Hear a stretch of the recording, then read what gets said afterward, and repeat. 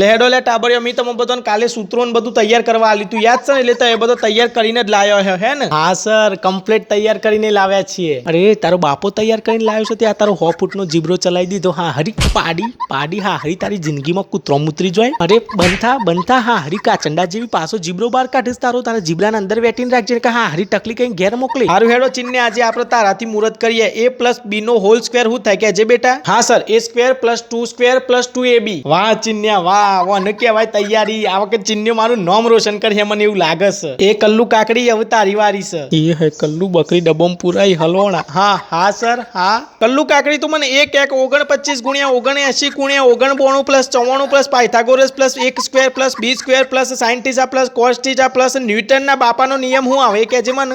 હા sir 2 minute કહું હો. આ છો ઘરે ઘંટ બંધાયું.